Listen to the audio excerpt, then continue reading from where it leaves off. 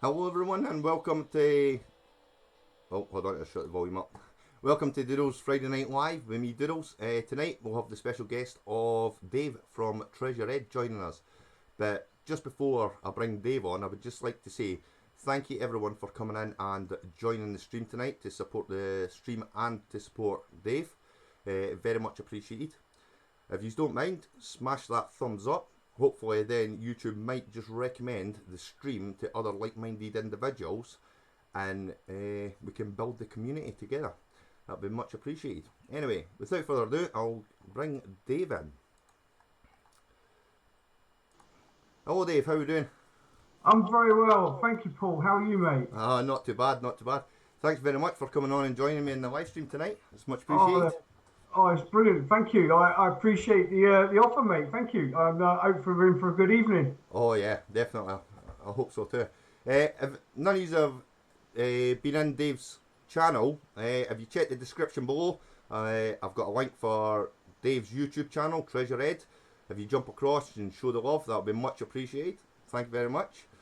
Anyway, Dave, do you want to just tell everybody a little bit about yourself and what you've Well, been up to during the lockdown to keep yourself occupied since we can't get out detecting? so I'm Dave. I live in Wiltshire. I'm just past the 50 mark. Oh, you The don't wrong have to give your topic. age. You don't have to give your age. I've been detecting a couple of years now. I share my permissions. What else? I work in a warehouse, driving forklifts and hand picking, that sort of stuff. Yeah. And what have I been doing? Not a lot, to be perfectly honest. Yeah. Uh, Shopping wise, I go out maybe once a week. Um, the occasional walk. Otherwise, I spend a lot of time just gaming, I have to admit. Yeah. You're a big gamer there, especially Yeah, I'm during a big lockdown. gamer, but I like to play like strategy stuff games or go on my PS4. You Yeah. know, play against my son and get my butt kicked. Oh, I'm sure we'd all be like that. It's been a while since I've been on Oh the yeah, PlayStation gaming. But no, not too bad. What was I going to say? So, looking back at your videos, yeah. you didn't actually start off metal detecting, did you? You actually started off magnet fishing. How did that come about? Ah, well, yeah. It's kind of weird. I broke up with my fiance and moved back down south. Needed something to do.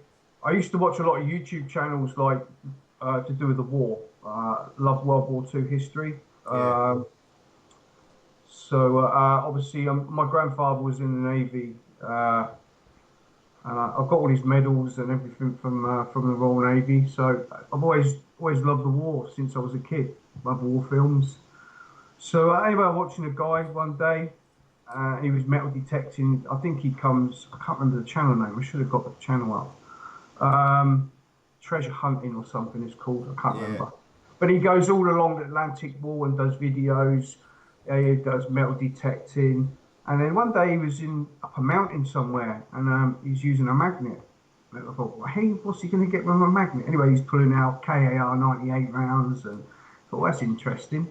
And you get all the links down the right hand side of YouTube, yeah, like various different sites. And I saw, oh, there's some in the UK, kind of, so it grabs you a little bit, doesn't it? And I think the first one I watched, I think, was Raven Girl, yeah, Melody, who I have met as well. Big shout out to her. And she was with doing a collab with that's Brad and his mate Ash, and a yeah, big shout to Brad as well and Ash. Um, so that kind of, yeah, and then of course then you get linked to a few other channels. yeah, Then I was watching Raven Girl's grandfather, MFA, uh, and then I was watching Drastic G, Gareth. Um, so you're kind of watching a few of these little channels and stuff, but that they were quite relatively small then, back yeah, in then, a couple of years ago. Well, not small, but middle of the range. And anyway, when I was looking on Facebook, magnet fishing. I just typed in UK, something come up, joined, cracked on. Said anybody in where I live in Wiltshire, and someone come back to me, yeah, and it turned out to be Mark, my mate. Adventures with Mark. So, but he was known as Magnet Mark back then. And anyway, we arranged to meet up. I bought a magnet from Online Magnets. We went out, went on the River Thames, had a bit of a laugh, and that was it. And we went out from weekend after every weekend after weekend magnet fishing. And Mark was already doing YouTube. Yeah. So you still getting out magnet fishing now with Mark? I haven't been magnet fishing for I think for about just over a year, but only due to the fact that there's not a lot to go around this area. We'd have to travel. It gets costly. Yeah. We probably would go to a collab up in Birmingham or something like that again. You know, when the lockdown's done. You know, Yeah. meet up with all the big magnet fish again. Guys, got a lot of friends out there with do it. So yeah, that really got me into sort of magnet fishing. Really, yeah. Nice. I've seen that you've actually had, looking at your early videos, a couple of nice things. Do you want to tell us about one of the videos in particular? Because obviously you got 4 cash safes, etc. And obviously you found a little bit of money. I'll let you explain that bit. But at the very end of the video, there was actually quite an interesting find. Yeah, you've recovered a gun. Yeah. So, how did you feel when you pulled that for the canal, and what actually happened to the gun? Okay, so that day we was in a place called Devizes in Wiltshire. No one had been there before, and we was having a bit of a field day, really. You know, no one's done it, and we're pulling everything out. Yeah. We're pulling some cash boxes out. There was a few coppers in, a couple, nothing much. Yeah. 37 pence, I think, if I remember correctly. It wasn't big, but I mean, it was lots of bikes. And we found Mark pulled up a handbag, and it had like 5 rings in it. And I still can't remember if they were gold or not. Really don't know, but just seemed a bit dubious. 5 rings in a bag, being thrown in the river, all waiting. And so yeah, then we moved along a bit further, pulled out a few bikes, and then a lady approached us. Can you find a scooter? One of the kids' scooters. We managed to retrieve that, gave it back to the kids, so they were over the moon. Moved down to another bridge, and we pulled out 2 cannonballs that day. And Mark's got one, I've got one. It's a 10 kilo, 22 pounder, 5.5 inches in diameter. So that's quite a big one then, isn't it? It's fairly big, yeah. So yeah, 5 inches in diameter. That's quite big. And then Mark, it was just near the end of the day, and Mark pulls a gun out, and it's like it's the gold of metal detecting, if you know what I mean. Yeah. A coin. So yeah, and like obviously we're not filming this, and it's like, oh my god. So we've thrown it back in the water again, and got the video camera on, saying, look, I said, oh Mark, this is Mark, come and join us, and we pulled out this gun, and it turned out it was it wouldn't fire, it was too rusted up, and the barrel had been bent slightly, about 10-15 degrees to the left, sorry. Yeah. And it rusted up, and it turned out it was a Webley. It was a Webley, about around the First World War era. Oh, that's nice. So how did they reckon it landed there, though? Did you ever find out why they, or a thought of why it was there? I have no idea, because basically that bridge was right next to the police headquarters. Weirdly enough, there's a great big. There's like I think it's the headquarters for Wiltshire, pretty much. And the canal runs beside it, and it was off that bridge we found this gun and the 2 cannonballs. So yeah, but the adrenaline of finding a gun, although Mark found it, but you're both there, and it's like, wow, and you're handling this gun in your hand, and that's that I think it's your golden metal detecting for magnet fishing is a gun. Nice. Definitely. you went for obviously the magnet fishing, and in your channel you stop for a year, but when you Yeah, come back and start again, you've actually started with metal detecting. yeah. So what actually got you into the from magnet fishing then to metal detecting, and obviously where you are today? Uh, right, well, obviously me and Mark go out every week. We were going every weekend. We didn't, it was the year of, so that was 2 years ago. It was that gorgeous summer where it was just boiling. Yeah, And we went out every week. And I took my youngster out with me magnet fishing. He enjoyed it, loved it. And then we were chatting one day. I said, "Look, this is not going to last forever. We've got to keep travelling." Lots of people were doing it because you just keep seeing the videos coming up and various people coming into it. But more of them were living well by where the canal systems are: Birmingham, Liverpool, Manchester. You know, all the big cities. yeah, Me and Mark had to do a day in London, which was fortunate for us. We were lucky to have a day in London magnet fishing, so that was fun. But I said, look, there's something else we need to do. And it was kind of like, what about metal detecting? And I was chatting to a mate at work and he lent me one.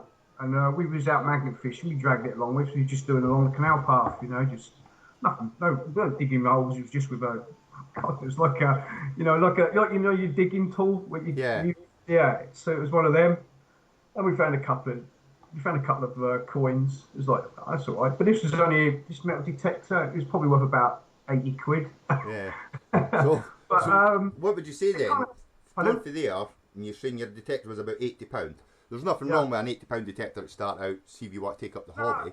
honestly, I'm so grateful to my mate that lent it to us, and yeah, that kind of spurs you on. Then you think, well, there's got to be more treasure in the ground, and Yeah, obviously, I went and bought a detector. And then you've got to start, you've got to start looking for a permission. And luckily, via Facebook, we got a 100 acre permission. nice. But it was an hour's drive back. So, Yeah, it's a 2 hour day. But, that was it. Once you got that first permission, there's no hold, there's no turning back no. then. So what was your first detector other than the £80? What would you say was your first named detector that you started So with as a beginner starting off? that was it, you see. So, yeah, so I thought, well, we need to buy a detector. So I bought a package deal off eBay. Yeah. And I've got a Garrett 400i. All right. Um, And what did you get in the package? Was that a good deal? Oh, God, everything. Yeah. There was obviously the Garrett. There was like the great big gun case that came with. It's like it's huge. That thing is. Then a Garrett Fines pouch. There was a Garrett Pro Printer 2, the black one. Yeah. There was a spade. There was a Garrett digging tool. There was a couple of Spinks books. There was another couple of other bits and pieces. Yeah, so pretty much you kitted out for everything. Nice. There's a wireless headphones as well. There was. Oh, that's You were decent. fully kitted. You Yeah. were ready to roll. I used to have the Garrett pinpointer. Do you know the very first one that come out, the black one? Yeah, yeah, yeah, yeah. Yeah. Well, when they first come out, there was a there used to be a problem that, do you know, when you're going round the hole, if you put too much pressure on it, it used to false.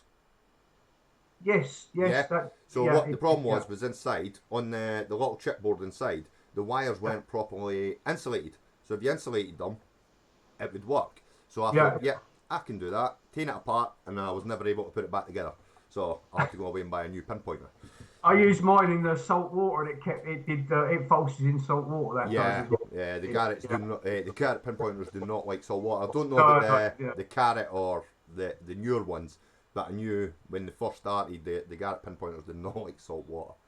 Anyway, but for everybody else as well, if you've got a question for Dave, if you just tag Dave in it, and we'll be able to get it highlighted, so then we'll ask Dave any questions that you've got for him as well, guys.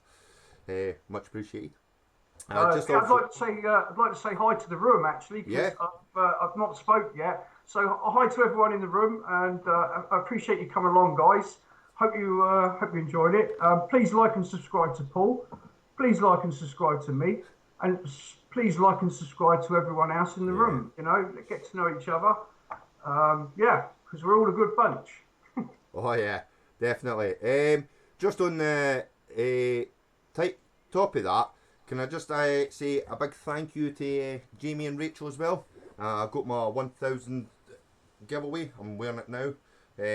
Phil, you might actually recognise it as well. I think he's called it the tent, but actually fits nice. So yeah, decent. Thought I'd wear it for you tonight. Just show you it on. Oh, But, Paul. yeah. Paul as well. I'd like to, big thank you to you, mate. I got my stickers from you. Oh, cheers, Thank buddy. you very much, mate. Love them. They're awesome. Thank you. No problem. Yeah. So just going on. What actually made you start your YouTube channel though? I know obviously it started off magnet and then you turned it into metal detecting. But who was the inspiration behind actually starting, or was it just I'll give it a try and see where it goes? Do you know what? My mate Mark, you know, I got to give him a lot of credit, because if it wasn't for him, well, actually, it wouldn't be for each other in a kind of manner. He had already got a YouTube channel, but he'd got about, I think when I joined, he had about 300 subs back then. Yeah. And he said, do a YouTube channel. I said, no, I'm not going to bother. So if you look back at some of his early videos, say go back 2 years ago, you'll find a lot of video clips of me in it, and bits. There's a couple of Magnetfish, probably with my boys in it as well. Yeah. And there was a detecting one lost. He was gutted because he was on Western Supermare Beach, and we found quite a few things that day, but he lost all his video content, which really annoyed him. Oh, yeah. Yeah, You he can was understand that now. and of course, I didn't video nothing because I wasn't doing YouTube. Yeah. But yeah, Mark had a cracking day on the beach. I remember that day. Anyway, so you know, he kept pushing and everything. So all, like I said, all I'm in his early lot of videos, a lot of it where because he was showing my finds, his finds. Yeah. And I think it just come to a point, and I said, do you know what, Mark? I'll do a YouTube channel then. He said, "Oh, about bloody time," he goes. Nice. So I thought that, you know, it was difficult to start off with because it was getting the software, and I do everything on my PC and not my phone. I hate using my phone. I just can't use it. Yeah. And I'm more PC orientated, and that kind of, so I'm still learning even today doing my videos and my thumbnails and stuff. So, but you know, that's what really Mark was the influence to me to get to YouTube, really. Nice. And you know, and I would never even dream of, even today, that I've got over 500 subs, and like, for everyone that has subbed me, I do appreciate it, and I can't thank you enough. And I mean that from the bottom of my heart. And I always sub everybody back. I try and put the best content you got, but you know, my permissions, like my metal detecting permissions, they're all outside of like the main town. Yeah. And they're quite a few miles away. So there's not a lot of history to the town, but the outside of the town is where the history is, you see. So Right. you know, I'll just give you a little glimpse on my permissions. I mean, there's only one person who's been on my permissions, and that's Phil. You know. I think in one of Phil's videos you're in it. Like, I think that he filmed it when he was out with you on that day. Actually, I think he filmed that last time as well. Yeah, that was. I managed to get Phil a simplex. That was how managed to meet Phil like for the second time, because obviously I met him in Detectable. So I got the simplex, and I got it on a cheap, and I sold it to him for what I paid for it. So you know, friend out, don't you? So yeah, and so of course I said he's going to come down, and I said, look, you might as well have a day out with me on my permission, give him a little chance on the simplex. But everything went bad for him because like he had problems at home. So poor bloke. But it was all right. At least we had a few hours out anyway. It was all right. It was a good thing. Nice. I'm just reading about the chat there. But yeah, actually, I got to try and catch up with some of the comments. Oh yeah, that's not too bad. You just mentioned your 500. You've got 500 subs, and I noticed you obviously you had your 500 sub giveaway as well. I did, yeah. So obviously, how did it feel to actually hit that milestone for yourself? Because obviously it's unbelievable. You get the couple of hundred to start with, and you're just like, I know that you've even got that following you. You know what I mean? To be honest, before Christmas, I was hoping to get to 500 well before Christmas, and it never happened. It just kept going up and down, up and down, up and down. Yeah, And then all of a sudden, you just hit it, and it was like boom, and it's like just like a relief to get. And I know, not relief, but it's like a big milestone, isn't it? yeah, 500. As soon as you get, even if you hit 250, 200, that's kind of a milestone. But to double it again, it's a big milestone, yeah, and hopefully that I'd like to get. Obviously, we all want more, don't we?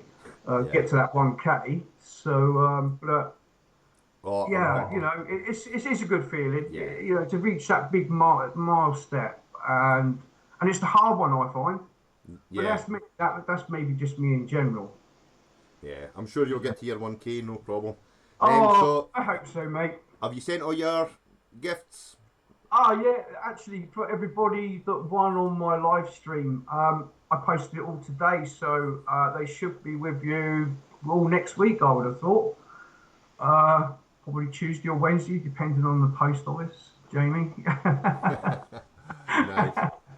But what was I going to say as well? 8 months ago, looking at, because obviously I looked through a lot of your videos and stuff, I noticed that you actually had uh, a good weekend, didn't you? With your mate Mark that you're talking about. You had a permission, I think you nicknamed it your Hammy Field. Do you want to tell Oh everybody yeah. about that weekend and the hammers? Okay, so we was we got this farm. I think it was last January. Yeah, it was last January. We got the permission, and anyway, we've been on there a few times, and the farmer's a lovely guy, and his son, and awesome people. And anyway, when we got on there the first time we ever went, he'd been ploughing his fields, and it's a dairy farm, so all the grass was like fresh, it's still seeding. So he says, well, you can go out there, so just be careful of over the seedlings. It's like, okay, no problem. So we're a bit, sketchy going out there, but it was great, and we found loads of stuff. And anyway, as the months progress, and you get to know the farmer even better, and his son, and he goes, oh, I got some more fields for you. I said, oh yeah, and he goes, do you know where such and such and such and such? So I said, I know where that is, but if so, I got my phone out and I googled, got the maps up. So he said, oh, he pointed out, oh, this. There was 4 fields. He said, oh, you can go in there, like they're my fields. All right, okay. So after I'd done my, oh, it was an afternoon after work. I went over just for something to do, after work. So I drove back. I thought I'm going to find these 4 fields. So I drove up there and had a look around. Thought, nice, okay. So got back in the car, obviously, and went home. Text Mark. I said, oh, I've got some great news for you, Mark. He said, this weekend we've got some new fields. He said, you're joking? And I said, no, we've got some new fields. So we went out and we had a bit of a blip around the fields. We just went around the edges, as you do. Yeah, It went around, we just did the whole 4 fields all around the edge. That was it. We found a few bits and pieces, got the coins and stuff. And we were saying it was Easter, and was it Easter? No, it was the summer. He said, love to do a camping thing here. So I went back and asked my father, and he said, yeah, not a problem, guys. Camp over there. No one, you'll get no hassle. Well, we didn't. So we said we'd have a camping weekend, and so that was how it was really. Yeah, it was an awesome weekend to be honest, and then struck gold on the I think it was the Saturday afternoon. My first real what I call hammered coin. yeah, Um, Blinding Edward the First. It was a Class 7 York Mint, I believe. I can't remember now. I can't yeah. remember the detail. But anyway, it's yeah, and it's mint. It's in mint condition. And if you ever watch, yeah, just watch my triple hammy weekend video. That yeah, stunning. And then actually, weirdly enough, no, not even 10 minutes later, Mark runs over a half and pulls a half out. So and it was like, wow. So we've named it the Hammy Field, and I think we've had about sort of 7.5 hammered coins out of that field. Yeah. Whether there's any more in there yet, we don't know. We've But you were saying before though, what was even surprising about it when we were doing the test as well, and it just goes to show though, a ground's never done because it had been searched before, hadn't it? Yes, yeah, that particular farm had, yeah. When he gave us the permission, he said that they had a charity dig on there. Yeah. And I know the group because they do a lot. It's in the town where I work. And I went on one last year, weirdly enough. And it was on a farm that I wanted to try to get permission for, but apparently don't let you have permission. So I was quite gutted. But anyway, so he said he did this. He said he'd had a rally on there, and it's like okay. But yeah, me and Mark still found stuff. We've still, we've still not done all the fields. We Yeah. only managed to get in one field in August because he had corn in there, and that was the only Nice. one field we'd never been in. So I've just spotted a comment as well. okay, The day that you came Phil out detecting, did anything happen that day that made what was Phil? that? Sorry, Paul.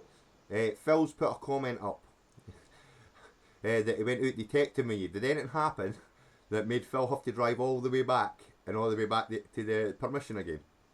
Oh yeah. Actually, the day I took Phil out, I drove all the way there, and it's like it's one trip down one bit down the motorway, one junction. And I get basically to the other end of the motor, and it's like, oh damn, I've left my headphones at home. Oh, don't worry. I think My we've all done it headphones. at some point. But Phil had dropped his lucky charm as well, so it was a kind of a double whammy. He went and got his lucky charm, and I got my headphones. Yeah. Nice. But I am forgetful. I have walked into a field and left my headphones in the car, and had to walk all the way back down the field and go and get my headphones back. So Yeah. I'm sure someone must have done it. Oh, I've had it where I've been. Do you know when you always make sure that your car's packed, ready for the day's digging, Yeah, and you check everything off, and you're like, finds bag, spade, everything, detector, yeah, earphones, yeah, check, right, ready to go, let's go. And then you get to the dig site, and you're like, where's my spade? And you're like, oh, I left it at the garage door. You know what I mean? So you land up and you're like, no digging tool, and you're like left with your handheld digging tool, and you're just like, oh no way. yeah. I haven't forgotten a spade yet. Luckily, Yeah. touch wood. I've done it like. Is there any other questions we've missed, Paul? Um, let's just see. Uh, oh, Rachel's asked one. Is she? Yeah. Okay. She says many are doing different bids in lockdown. So if you had to do a cooking video, what would you cook? I'm not great at cooking, to be honest. See, I would kind of cheat. I'd order a takeaway and make it look like, put it in a wok or something, make it look like you're cooking it. That's a good idea, mate. I could no because I actually probably do it. Actually, my roast dinner probably, if anything, my Sunday roast. That's Yeah. it. Yeah. And the treasure, I think it's Jamie that's asking, and did you have any luck when you were detecting with Phil and leaving your earphones? Did you have any luck after? And what's Phil's lucky charm? Oh, do you know what? I can't think of what Phil's lucky charm was. And he told me as well. He probably might kill me, but that was a few months ago now, a couple of months ago. So I can't remember Phil's lucky charm. Unless Yeah. Phil wants to fill you on in his details, but I'm sure it was something he found detecting. I'm sure of it. And I was like Phil all day. That I found lots and lots of bullets. Um, but my last hole, I dug out a sixpence, Yeah. George the Fifth sixpence, and it Nice. saved my bacon for my video. Nice. I like it. Because I had not found anything all day. Yeah. I did find another coin, but it was a crusty halfpence piece. You know, Yeah. the new halfpence piece. So the bullets that you were finding that day though, were they the lead three ringer bullets or were they actually modern casing? No, World War Two stuff. World War Two. Yeah, this particular farm is just littered with bullets. Yeah. All I found is bullet tips, and they range from .22 hunting rifle, 9mm, 303 rounds, 30 cal, 50 cal, and it's just all the bullet tips. And obviously the 303 casings we find a lot of, but mostly tips. But yeah, this place is littered with bullets. Nice. Yeah. But see, underneath all that though, you never know. There might be a neat World War relic lying there. You know what I mean? I'm hoping so, Paul. I really Yeah. hope so. Yeah. I do like some of the military. Well, we'll call it memorabilia now, but because it's obviously not in use. I think I found a Berwickshire regiment buckle. I think it's Yeah. like silver gilded. It's only the actual clip bit with the regiment name on it. But yeah, impressive. Still a great find. I was over the moon with it, like, you know what I mean? Oh, I'd love to find some more. Some military history. I'd like Yeah. to find some more. I've only found 2 badges. That's it at the moment. Is it? Bullets. Um, So do you prefer yeah. finding?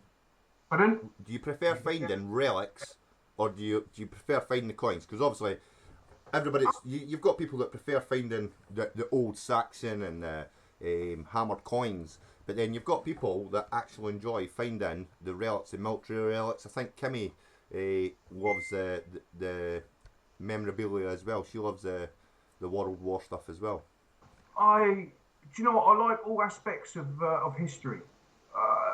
I do. I'm just disappointed that I've not found any sort of World War II stuff, whereas Mark has found a couple of bit extra than what I have. Yeah, But yeah, I still want to find that nice cat badge or something. But I'm not fussed what I dig up. If it's history, it's history. Whether it be a coin, I do prefer something maybe more personal to that person. Like, I found a few personal items that someone's dropped, yeah, and that's the sort of stuff I like. yeah. Coin is what everybody uses on a daily basis, so it's not personal. But yeah, Kind I of do like like to find coin. brooches and lockets and stuff like that. Yeah, like brooches, rings, lockets, that kind of stuff, or something maybe that was personal that they used, maybe a thimble, because that was personal to that person, really, wasn't it? Yeah, You know, so yeah, but I do love like finding coins, obviously, because you start dating the field a little bit, and as well as the other artifacts. But yeah, I yeah. do prefer more personal stuff, if you know what I mean, Paul. Nice. Yeah. Phil's only got 5% left in his battery. Don't worry about it, Phil. Thanks for popping in, though, if your battery dies. He's at work at the moment, unfortunately. But never mind. So, obviously, you've done land. Have you done beach detecting as well?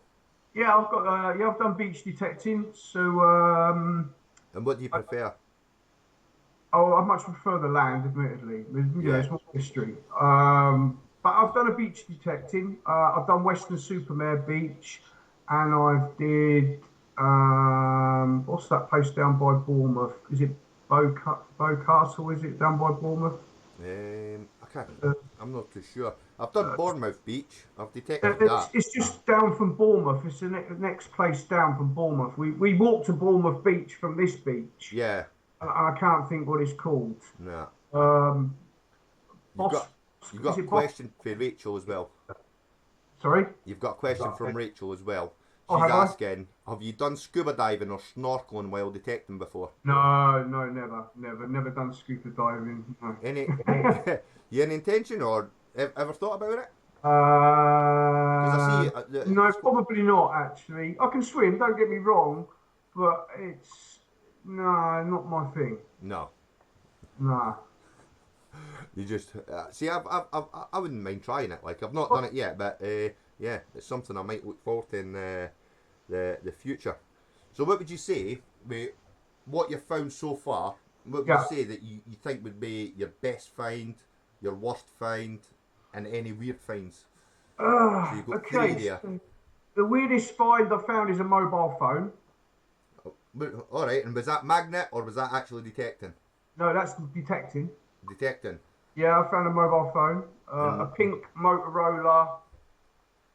It used to slide open like that. Yeah, you know what I mean? yeah, And had a keypad in it. Yeah, I found a Motorola phone. It must have been a girl's, but I say it was pink. So that's probably the weirdest thing I found. Or the cat's eye in the middle of a field when there's no roads. That was kind of weird as well. What else? Best find. I've got a couple. I've got a couple of best finds. So, do you know what the best find I think is this? And it's a petrol gun. Yeah.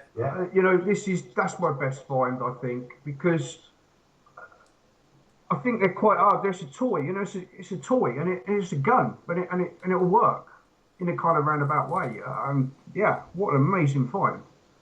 Couldn't Yeah. believe it. Then when I found out what it was, even after, and that's what made me clean it up even more. I think it was watching Grim Bleeper's video when he found his cannon, Yeah. He even fired that as well, didn't he? and he fired. Yeah, he fired it. Yeah. Now this thing has got a little hole in, so you know, it's got a little thing there where you Yeah. can fill, and obviously I did clean out, so it should fire in a sense, but I don't really want to try, Paul, to be honest. Yeah. No.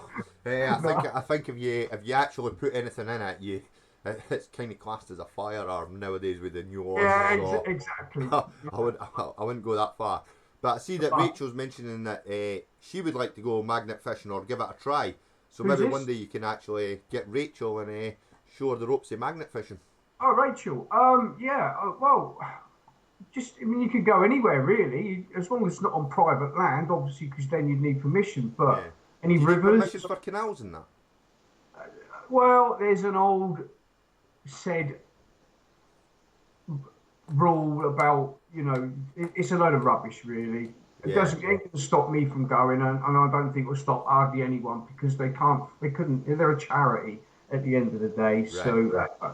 But I'm not going to go into the politics of it, Paul. But you can go magnet fishing as long as it's not private land. You know, you can walk down a river, down a canal path. You can throw it, just as long as you're not interfering with fishermen because they pay for their license. You know, and that's Yeah. it. Yeah. Nice. Because they pay for it. You don't want to be annoying them. It'd be the same as if you was fishing and someone decided to throw a hurtle a magnet in it, you know, splash and frighten the fish away. But it's just being courteous, isn't it? You know, amongst Definitely. everybody. Um, But it's a lot of fun. yeah. Yeah. Uh, it does look fun. So what do you do with the, like, do you know, like, all the trash that you bring Yeah. up? Obviously, you're not going to throw it back in, kind of like metal detecting. You don't put it back in your hole and bury it. So, did you take it away with you, or do you call in Right. or leave it in a pile for the waste disposal? Yeah, so obviously some of the smaller stuff, if there's a bin around, you know, you can chuck some of the smaller stuff in the bin. But we've always Googled like a local scrap person because Yeah. you know we don't know this. You know, if you're not in an area where you live, and it's like, well, I need a rubbish person to come and get. So we've always Googled someone local, or look, you know, Google someone that'll come up and come and collect it. So you know, and every time someone's come and collected, we've been lucky. So Nice. yeah. Yeah. Or I've been on group digs, sorry, group magnet fish. Someone's organised some scrap man to come along and take the stuff away. Yeah.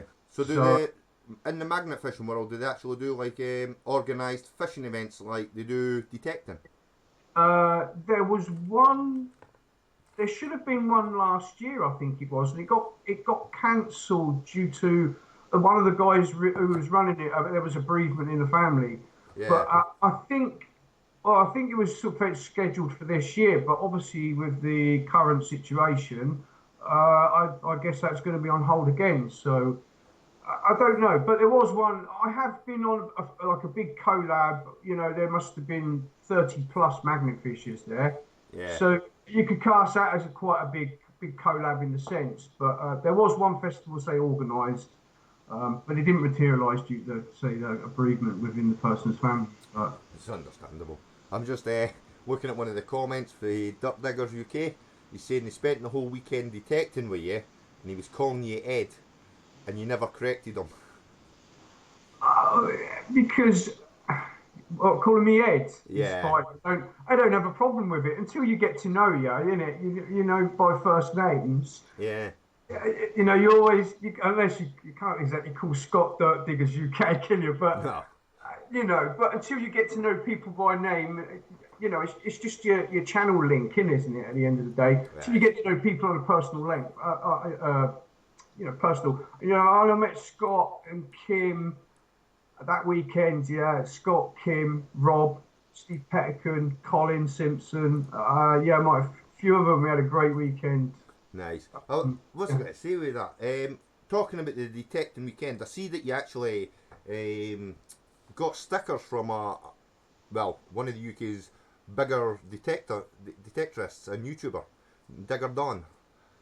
Oh yeah, And I you've got a met. wee Yeah. signed card. I seen you post that today as well. Oh yeah. Well, what it was, So what was I it met like? Dig. What was it actually like meeting Digger Dawn then for you? She's like a celebrity, isn't she? And she is lovely. And to be honest, she's really nice to chat to. And I spoke to her last year when I met her. Anyways, I got this thing signed by. She signed a thing for me. She didn't have no stickers at the time. Yeah, Anyway, the other week, a couple of weeks ago, she did a bit of a stream, on Facebook, and she was singing. And anyway, I won a couple of stickers, didn't I? yeah. Just for a comment, I think, or a question she put, and I got correct. Oh, So they only come in the post today. So yeah, I thought I'll just post it up and say thank you. yeah.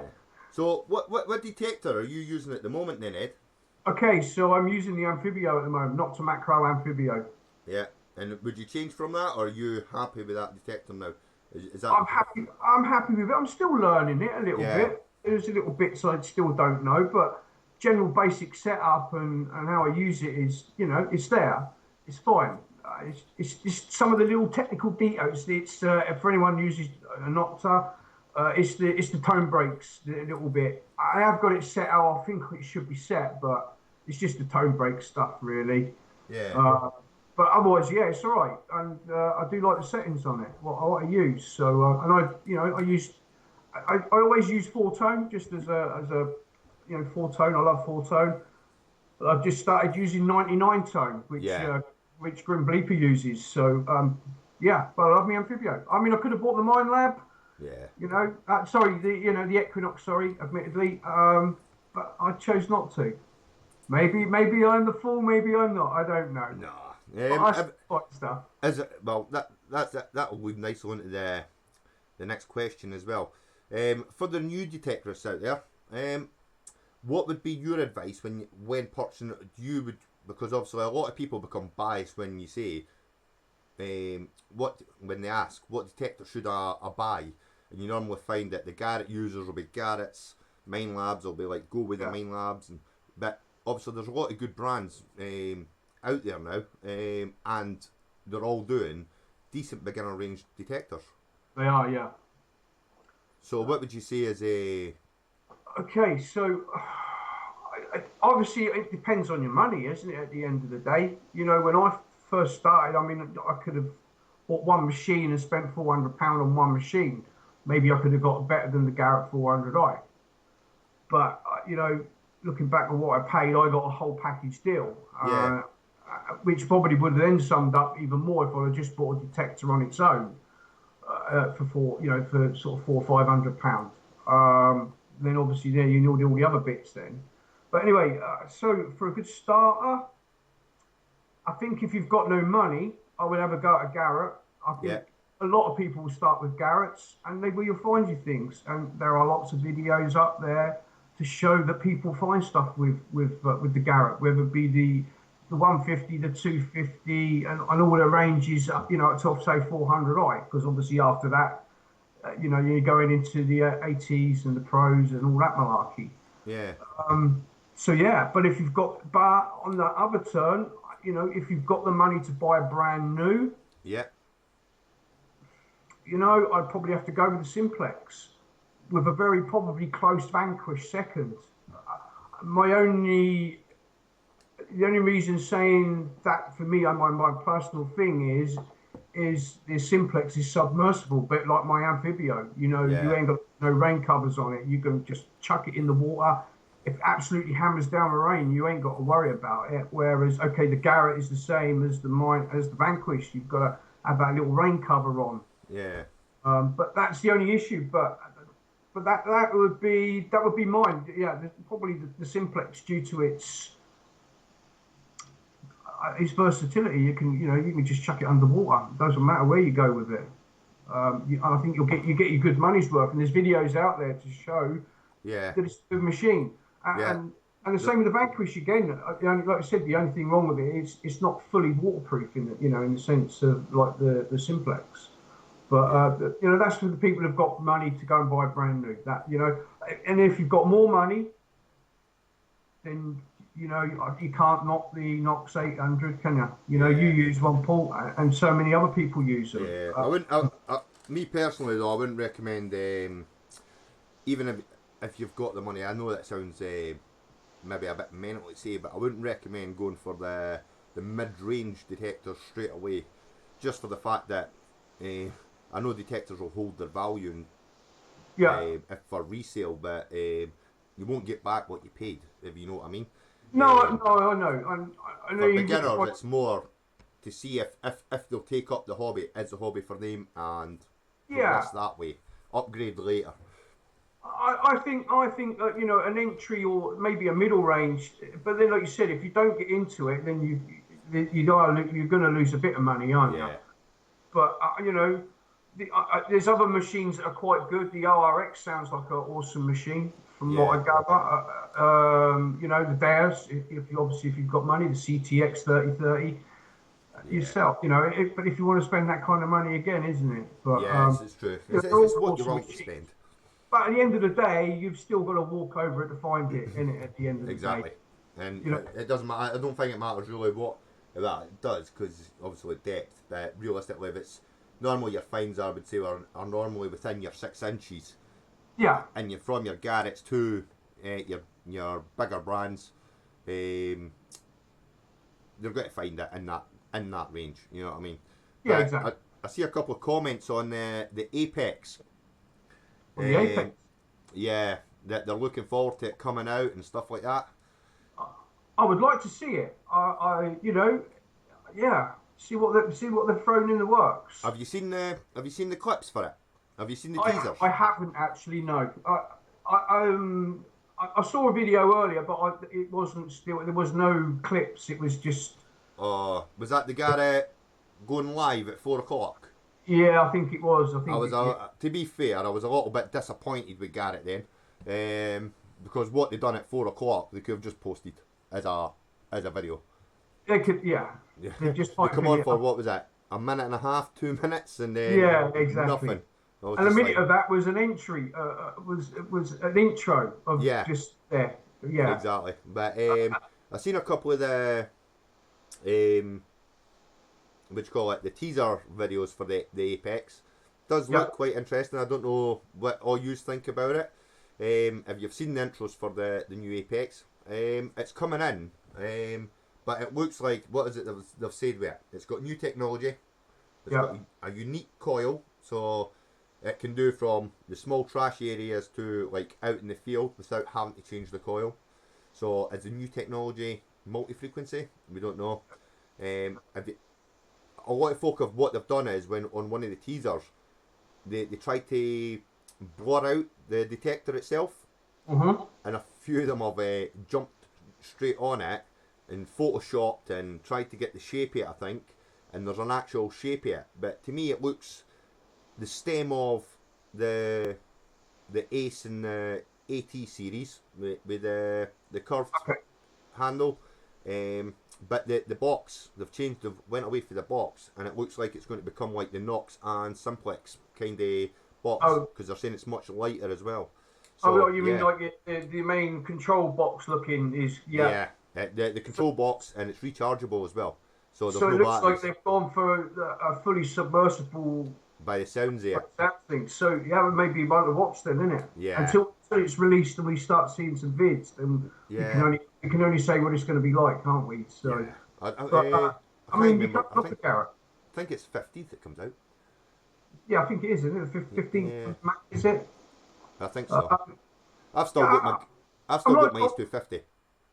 I'd like to see what it's like, and see what you're getting for your value for money and everything. I'm sure someone will buy one and give us some results. Yeah, I'm just reading Rachel's comment.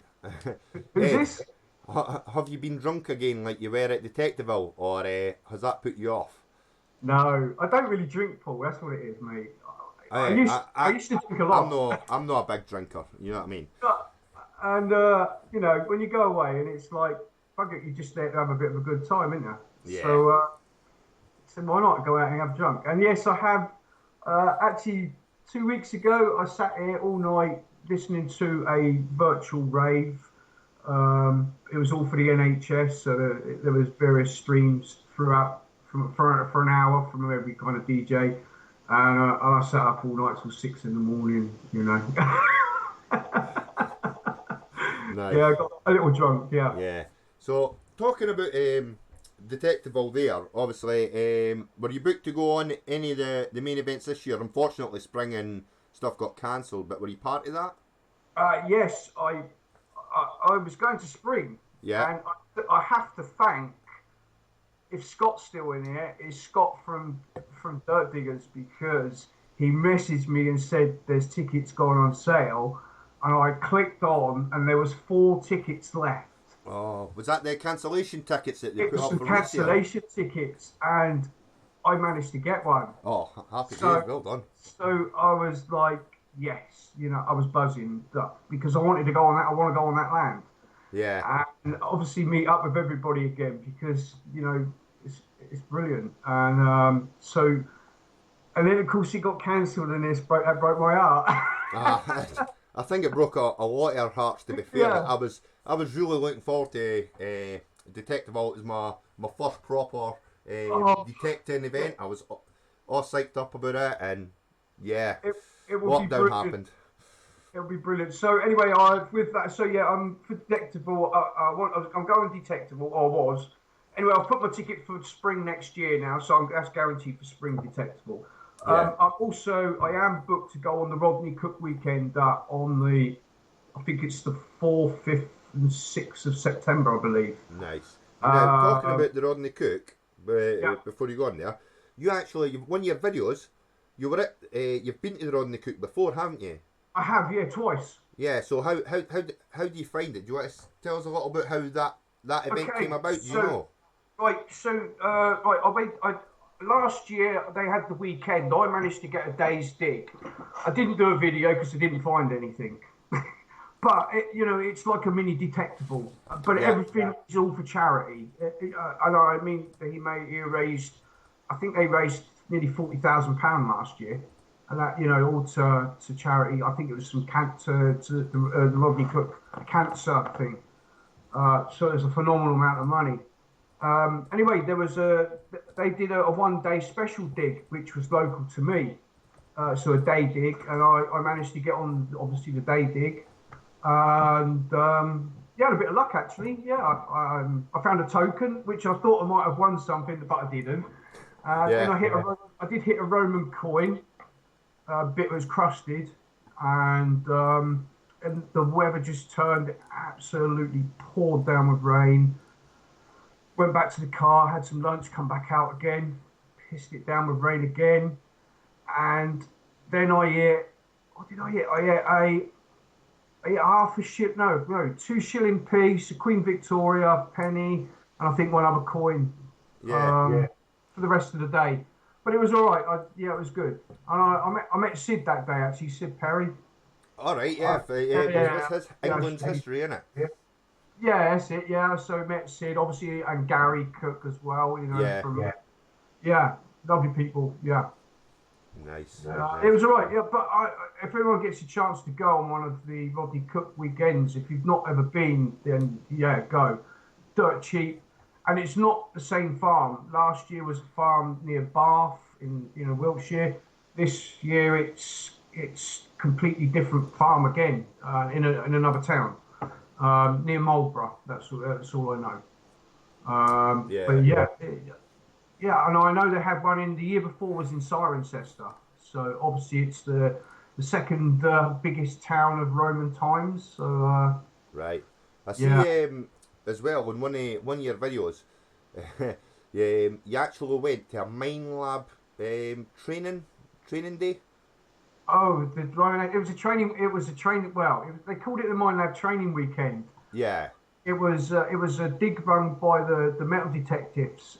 They got their own page. There's a club, but they do throw up digs. LP are in there, all the LP crew there, Yeah. and I managed to get a ticket for it. So yeah, it was an awesome weekend. Awesome weekend.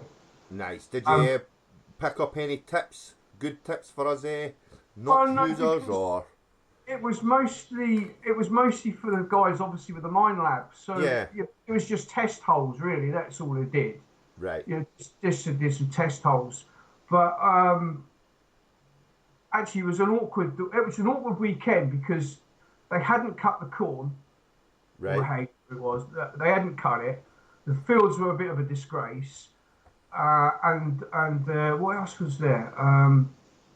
Oh, they'd done. Oh, they muck spreaded. So obviously you get the signal off muck, don't you? Cow muck. Yeah. So it was an awkward weekend. But yeah, we did find some good finds. I managed to. I was probably one of the lucky ones. I found a James the First sixpence. Nice. Yeah, so yeah, that was a good weekend for me anyway, and I really enjoyed that weekend. It was really good. Yeah, Yeah. and it was very local to where I live as well. So Nice. uh, There's a comment from Detecting Essex with Thomas. He's basically saying if you join his Facebook group, he might let you on his permissions. okay, well I'll tell you what. Can someone send a link? Can you send me a link? It's Thomas his name is, isn't it? Yeah. I need a link, mate. If somewhere along the line, mate, and then I'll join, mate. Not a problem. If someone belongs, is there? I don't know if a mod can stick a link up for us, can they, Paul? Unless Uh, are you a member? no, I don't think I'm a member of that group at the moment. Okay. Well, if someone send us a link, I will join up. Not a Yeah, problem. that's not a problem. We'll try and get that link put up for you. Yeah. Um, but so, what do you do with your finds when you find them? As in, do you? Because I know some people like find certain things, they won't clean them because they just don't want to damage them, and then keep them in a box. Or do you just clean them up and then put them on display, or do you just keep them in a finds box at the moment? I get home. I'll clean them. I normally just clean everything in warm soap and water. And with with a soft toothbrush. Yeah, That's pretty much just to get most of the gunk off. And normally I just leave them for a couple of days on the windowsill to dry. Um, yeah, and normally I just throw them in little I've just got these little plastic pots. I just chuck them in, and one for buttons, one for odds and sods. My coins I just put in. I have to admit, I just put in a book. all right, yep, Yeah, so I got a book for silver, a book for coppers. But otherwise, so yeah, in little plastic. I got them out of the 99p shop in town. yeah, It was 3 tubs for 99p. So. nice. So how much silver have you collected over your couple of years of detecting so far then? Not very many, I'm afraid. I'm at now. I'll have a quick look. Silver 1, 2, 3, 4, 5, 6, 9, 10, 11. I'm at 12 silvers, so not very many, unfortunately. It's still hey, still silvers. What's the best silver you found then? The best silver. Well, I've got two, to You be got two. perfectly honest. Yeah. Well, no, I've got a few, but my best, without trying to, let me see. Let me try and put this up at the camera. It won't pick it up too well, but that coin there is my Edward the First. That is my best coin ever, Yeah. regardless, and it is in mint condition. What's the other one? I've got a Henry VIII, which is a young Henry VIII, which is that one there. Again, that's in pretty good condition. I don't think you can see it too well, guys. Um, yeah, that's probably my best two hammered coins, as to say. Yeah, they're my best silvers anyway. I haven't found anything else silver. Nice. Oh Uh, no, I have. I'll tell a lie. just to let you know there, Dave. Rachel's put into the chat Thomas's Facebook page link. Okay, Lovely. So if Thank anybody you. else wants to join Thomas's Facebook page and group, his links there I'll, for you to join in. that's lovely. I'll keep that up to join. Yeah. Oh, and apart from that, I've got a silver ring, which I found just before lockdown. Nice. What And I think it's pre 16th, 17th century because it's not, there's no maker's mark. is it There is, stamped? it's not stamped, no. Have you done And the it, tin? and You done the the tinfoil bag is test? so, sorry? Tinfoil test. Have you done the tinfoil Oh test yeah, on it? I've tested it. Yeah, that's the first thing I tested. You Nice. know, when it gives that heats up and that smell. Oh, rotten, Yeah, rotten eggs. yeah, exactly, mate. Yeah. Definitely. I'm just trying to see if there's any other questions that I might have missed there. Yes, good thing. I've missed out probably loads as well. Yeah, a lot of folk are having problems with Virgin. I think in total with the internet at the moment, it's just getting totally bombarded with everybody being on lockdown, and all that's left is surfing the net. To be fair, like. Yeah. I've heard of Virgin Media not been too great of late. I'd like to say again to hello everyone if I've missed everyone. A Yeah, few people here and there. So hi to everybody in the chat room. yeah. Thanks for Um, joining me and Paul. Yeah, give us a subscribe to Paul and give us me a subscribe and give you thumbs up as well, guys. nice. What was I going to say? Hold on. Change Just screen. having a beer, mate. you, you crack on. I'll stick with the coffee. I think I learned my lesson the last time. But yeah, no. What was I going to say? So, is there anywhere that you would like to go detecting? That, like, not necessarily just in the UK, as in general, another country maybe, or is there anywhere specific you want to go and try? There is actually, yeah. Um, there is, but there's a farm next to one of my permissions, and I've looked on Google, and there's lots of markings in the fields, Yeah, what look like buildings. Now, me and Mark phoned this farmer up 2 years, no, 18 months or so ago, and he said no to us then over the phone. yeah, You know, it was off the spur, but I'd love his farm as a permission. I really would. Looking at the markings in the field, I'm sure there's buildings on there, you know, and it's like rectangles and squares. You know, yeah.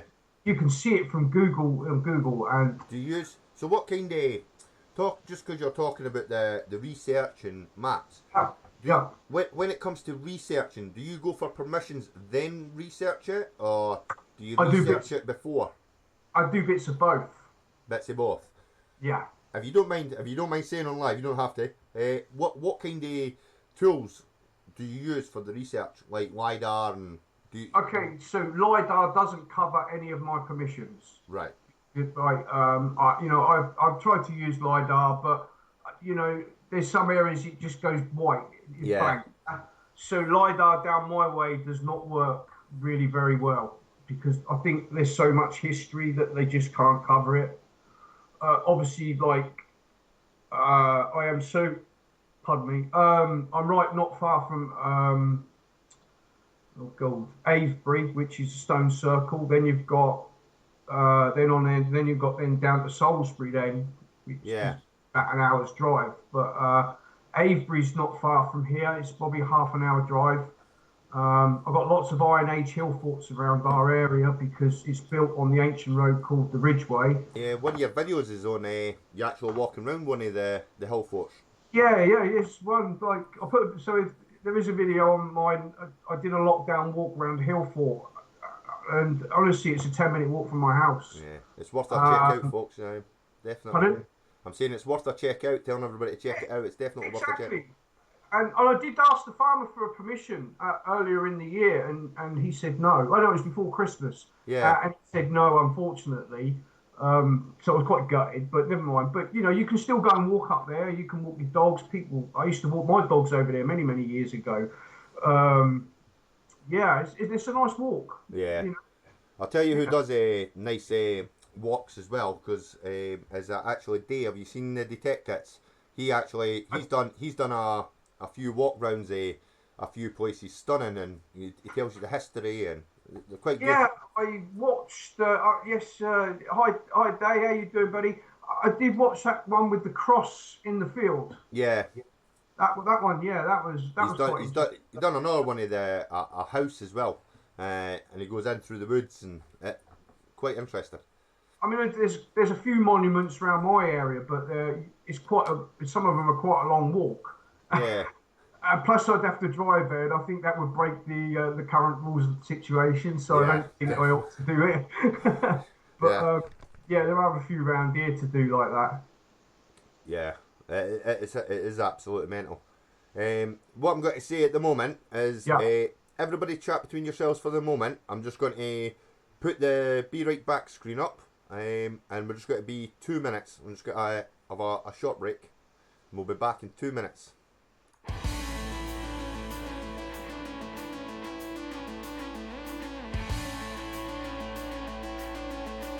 One minute.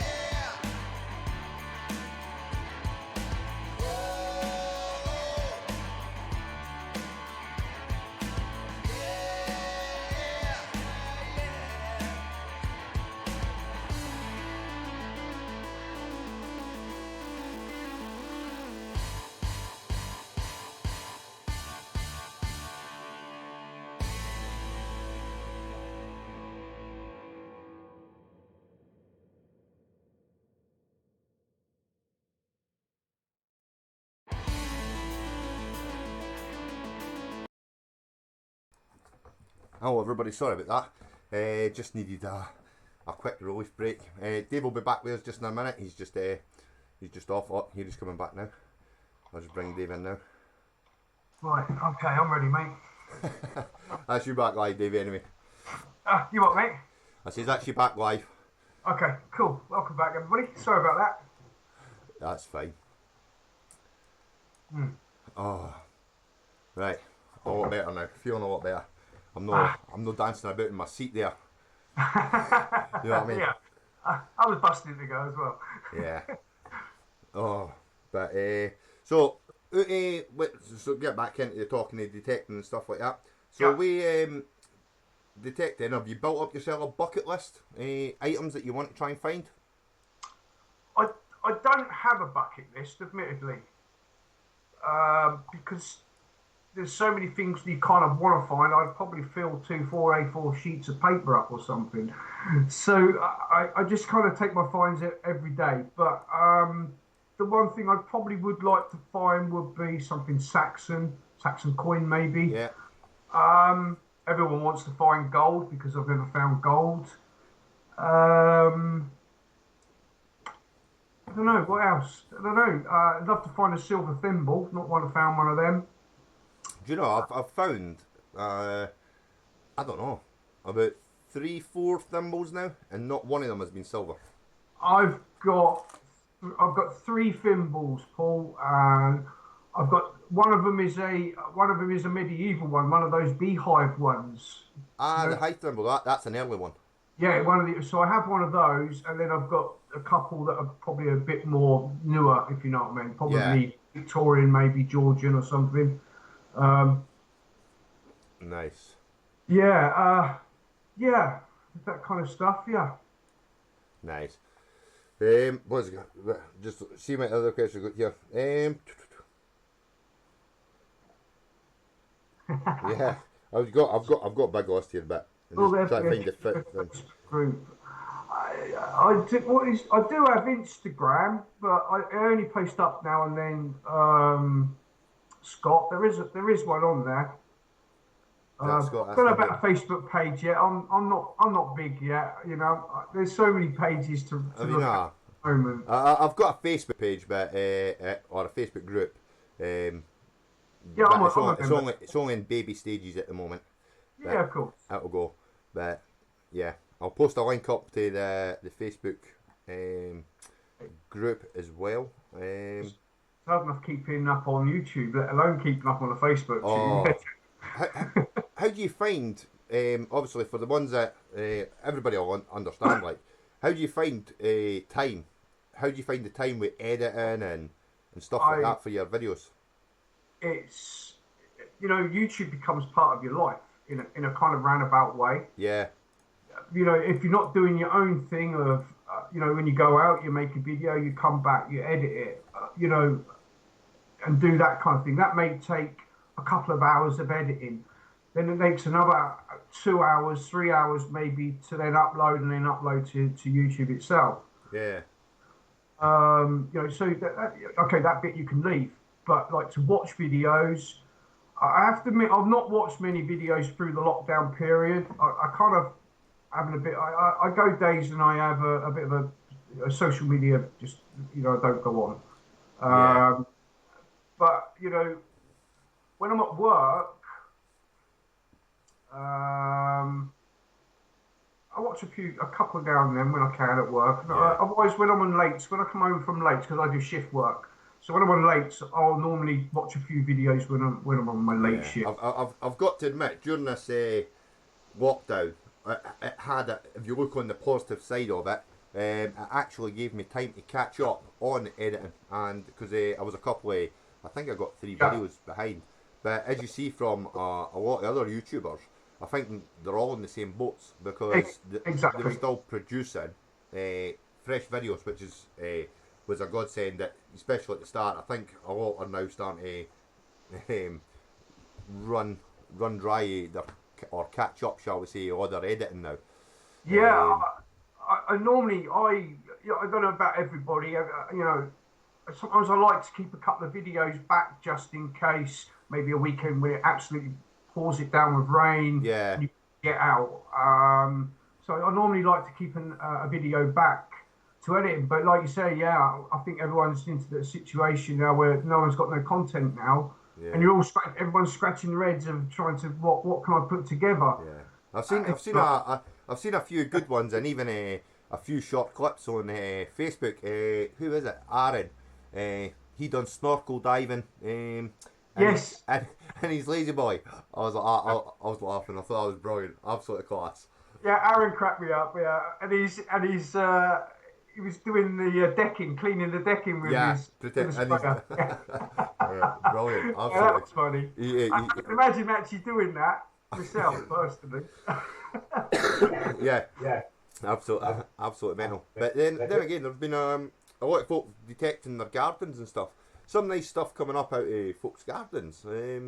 Yeah, I've seen a couple of little bits. A few old coins. Yeah, I'm sure someone pulled out.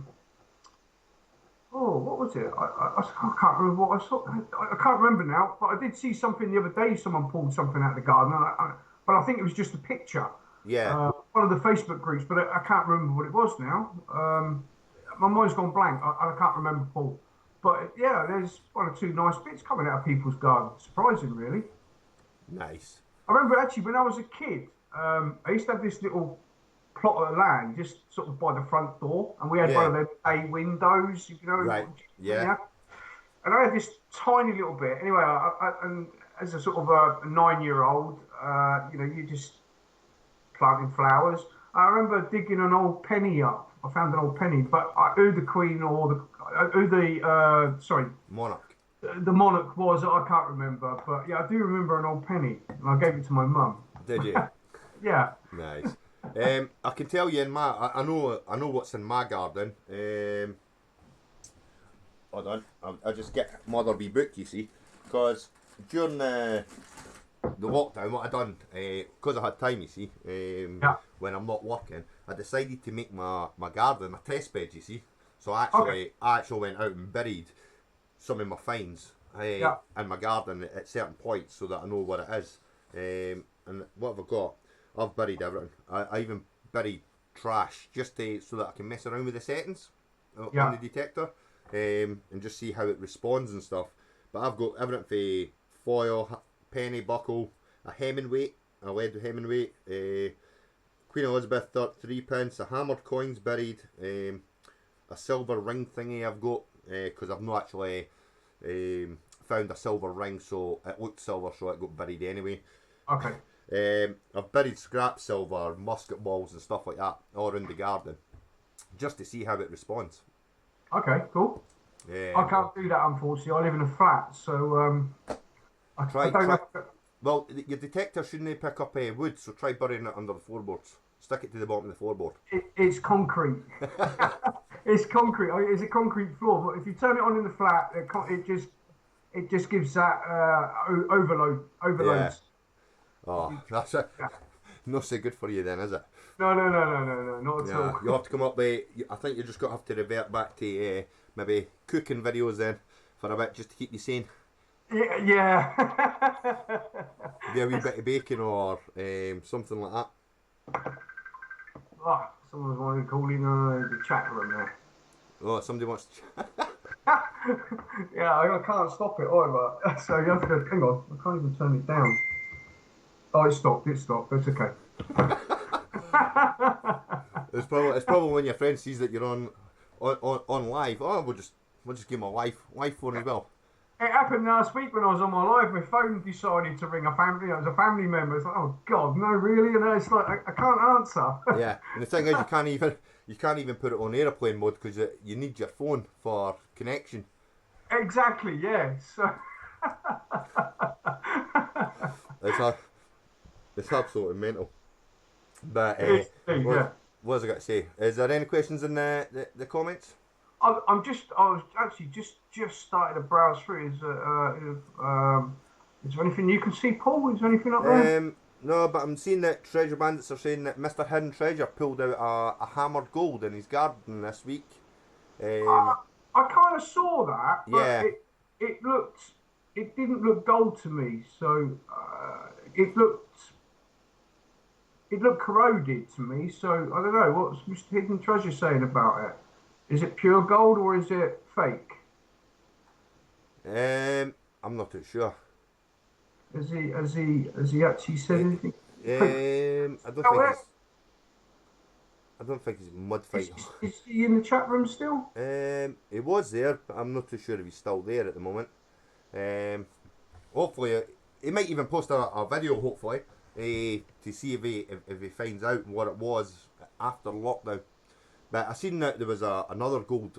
What was it? It hit the press about an old gold coin that was. Then there was a bit of info on it, and folk debating: is it real? Is it a replica? I was like, oh, I don't know enough about hammered coins, unfortunately, to be able to. No, I don't. They're so difficult to identify. Yeah, I can tell you an Edward and a Henry just because it says Edward and Henry on it. You know what I mean? Yeah, but if it's a Henry, I don't know because a lot of different monarchs used Henry. You see, so you've got to be careful with the Henrys. Yeah. I mean, I've only found Edward the First and Henry VIII.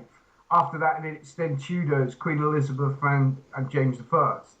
So them kind of stick out to mind. But yeah, like you say, Edward the Second, Edward the Third, and it's like, oh God, I'm lost now. Yeah. Huntress Kimmy's asking you, she's bored. Treasure Ed, can you very kindly entertain her, please? Give me any time. Was that you trying to ring me? Is that? Is, do you do you want to talk about it? I think it's with the group chat. I think Is it? us knobheads. so, so you've got a group chat with them as well, have you? Yeah. We have a lot of fun in there, a lot of banter, and yeah, a good laugh, and we help each other out. You know, it's good fun. And Yeah. I Well, like to thank everyone in the room. Actually, you know, there's Scott, Kim, Aaron, Rob, Phil. Who else is there? Jeff's in there as well. yeah, Jamie, Stephen, Rachel. everybody. You know, they're brilliant, and we're all there. We all help each other out in a roundabout way. Whether Yeah, if you're feeling down, there's always there. There's someone to give you a you're all right, you're all right. You know that kind of thing. It's yeah, good, and it's what it's about, isn't it? yeah. I'm just I'm just reading a comment for Huntress Kimmy saying knobhead rock.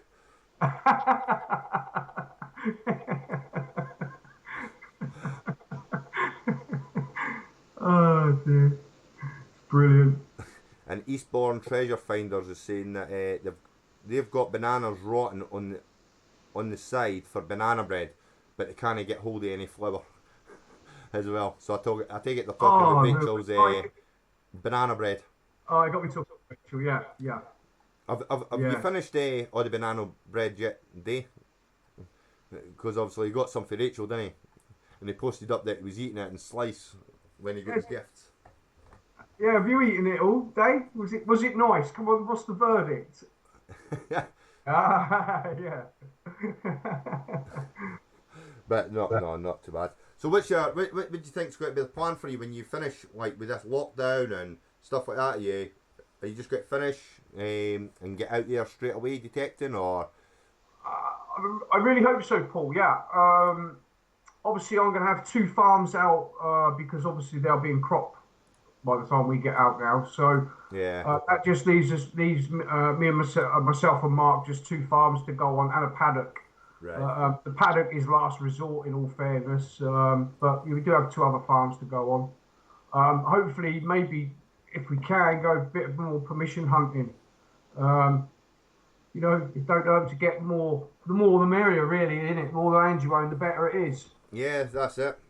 I must admit though, I've been doing a wee bit of research and stuff like that, which is good.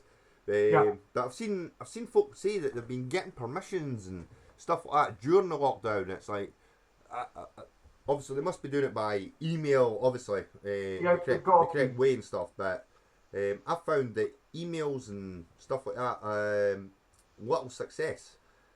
I think it's more face to face, actually going and speaking to them. Although sometimes I feel like Oliver Twist asking for some more, like when you go to ask for permission, like. Yeah. I have to admit, it's a bit daunting, admittedly, but I Yeah, do prefer the face to face the way approach.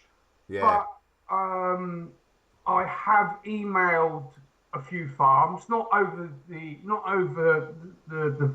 period we've been off, but I think it was back in January. I think I emailed a few farms, and I only managed to get one response, and they actually said no to me. But the yeah, others, I'd never had any kind of response at all. So you know, yeah. nothing come back. I Uh, see. Like obviously, different folk try different things, don't they? yeah, yeah, I've seen flyers and stuff like that. Folk create that, post them through all the doors, hoping to get somebody to come back. yeah. But business cards as well. I Um, have, I haven't got business cards have you actually. not? No. See, I did, but they're old. So you'll find that I've scored out my old insurance numbers and rewritten my new ones and stuff like that. Just because when you ordered them, they come in like bulk, if you know what I mean. But I use them because of what I done was I put the codes of conduct on it, Yeah. and then I Okay. put my face, basically a photograph on it as well.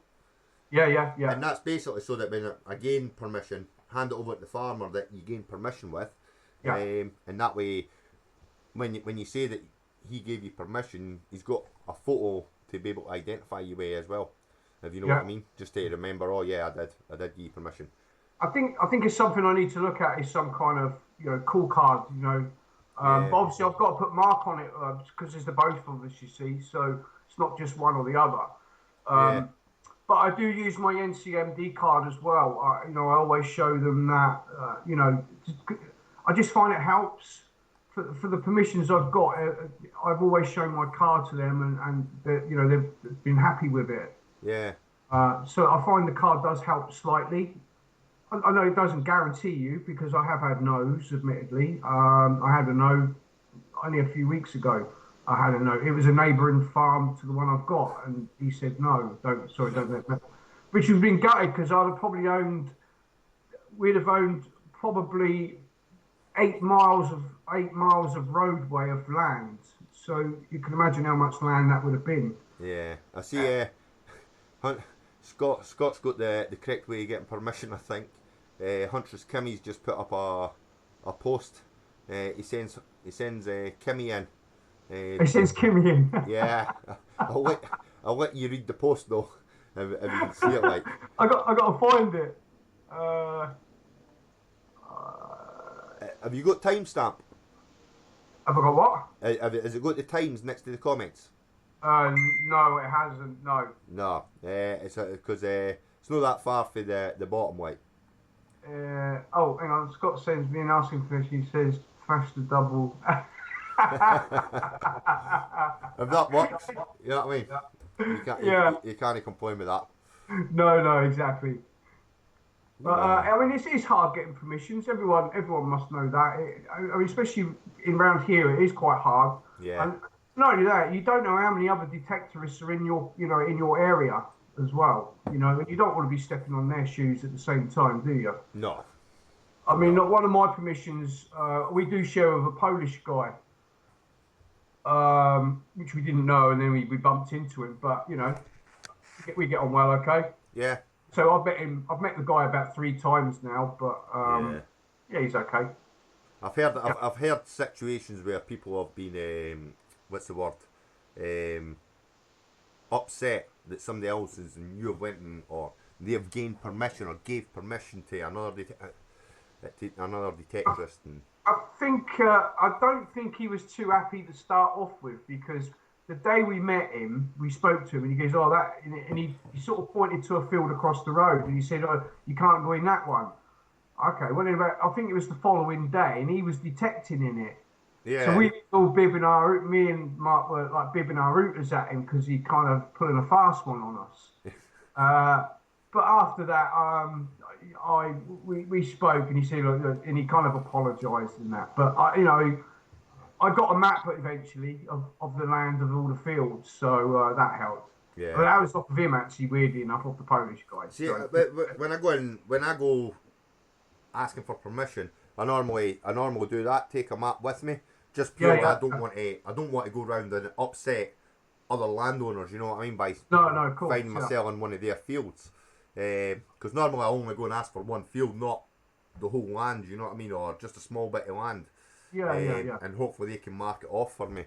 It's normally quite surprising the amount of farmers that just mark up the whole area and say there you go. Yeah, that is true. Actually, yeah, one guy goes, we asked for a map, and he goes, "Oh, if you go in this room, and then you'll find one." Yeah. So I took a photograph of it because it had it pinned to the wall. Excuse me, and so of course then you just study it. But the other one, we never even got one. Actually, we had to ask the son's son. And he said, "Oh yeah, if you go around here," and he showed this perimeter, so that was okay. Yeah. And our last permission we got, which was back in August, the old guy, the farmer there, he just said, "Oh, I showed him on Google," and he just went, "Oh, yeah, that field there, that field there, that field there, that field there." So it was like, okay, cool. He goes, "But don't go in that field." He said, "Not unless you want a gun up there." Oh. It's like, right, okay, no problem, don't worry. Yeah, there's I've got obviously permission just opposite the road, and I've got a few fields there. But for me, it's you can never guarantee what field you're going to get on the day because it's all pasture. So for me, it's depending on where his livestock is. Even though he was happy for me to go in beside his livestock, for me, no. I've seen or heard of too many detectors landing up with broken toes and stuff, the cows stamping on them, and I'd be too feared like earphones on, dinging away and no paying attention. And the minute I stand up, there's a big cow right at my back, like, you know what I mean? So no, It's I stay intimidating, the mate. field with them. Like you said, when you've got your headphones on and you're in your own zone, as to say, ain't you? Yeah, And the next thing you've dug a hole and you look up and there's a whole herd looking at you, and it's like, God. yeah. I've been the only ones I've been in is with sheep. Yeah. Not when they're lambing, but just before or after. They're not so bad. They absolutely just run to the other end of the field, like, you know what I mean? Yeah, they do. We got this permission. Mark and myself got this permission via Facebook, and she said, "I've got 10 acres of land." I said, "Okay, cool." So we went down and introduced ourselves, and she said, and she walked us around 10 acres of land, pretty much, well, nearly all of it anyway. And she said she got some sheep on there, only a few. She said, "Oh, don't worry about them." I was like, "Well, okay, we know they're just going to walk off anyway." But we had no problem with the animals, but the land was just every hole was trash. We never went back. Did you know? No, Was it no, green waste? no. What it was, there was a river next door, so it was floodplains. So it was just literally rubbish. I think we found one coin in a whole 8-hour day. Yeah. You know, We've got Rob Random just joined, I think. Hello, all right, evening, Rob. Welcome along, mate. Thanks for I've got a bringing. question for Kimmy as well. What do you prefer, pasture or plough? Oh, yes, good Mine is point. pasture. I can say that straight off. I do Pasture like over plough. I do like the plough field. I do love the plough field. You See, know, I'm lucky because I've got both. I have got plough and I've got pasture. yeah. But I do love a plough field. Yeah, yeah. See, And I don't like. I have to admit, I don't like because it was the first time last year was yeah, stubble when it's freshly cut. My God, is that stuff tough? yeah. Uh, And it's don't getting the see. and it's getting the right height of your coil to swing over the top. It's it's hard on stubble. Yeah, But yeah, once that stubble's gone, you can't beat it. Yeah, you can't beat it. yeah. I do. Even weathered stubble's fine. I don't like. Oh, it's not that I don't like. I don't prefer. Do you know freshly ploughed? I just I don't know if it's because obviously the detector I use. I don't find that on freshly ploughed that because obviously I use Nox. I don't think you lose depth in aerated soil. I think Yeah. it loses its depth slightly. It's not. It doesn't respond too well in I, freshly ploughed. well, I'm not. I'd say Stubble and pasture ideal. Freshly yeah. ploughed not so much. Um, See, well, I say the plough field I've been on, it's been ploughed and rolled, so it's in that sense, it's not. Oh, and I did go. We have got a field. He was more just turning the surface over. He's not really what you call ploughing. He's more. It's just turning the topsoil over. So it's not even 6 inches, probably 4 inches. But admittedly, that actual farm, it's very very stony. The ground Right. is stony. So I can see why he can't go deep anyway, because he probably just knacker his plough up, trying to go through it. Big boulders and everything like that.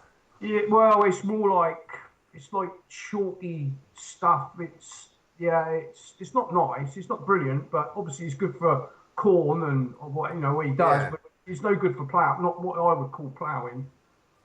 Right. You can do is just let it die and turn over. That's all you can do. And then start again. Yeah, exactly. Yeah, I don't know. He was waiting for this farm. He was waiting for his organic. He wants to grow organic this year, so we'll see what happens when it comes to harvest time. Hopefully. Yeah. I'm just just laughing at Rob's comment there. He's talking to Kimmy. Oh, hang on, boy. What's he put? Yeah. I'll let you read them.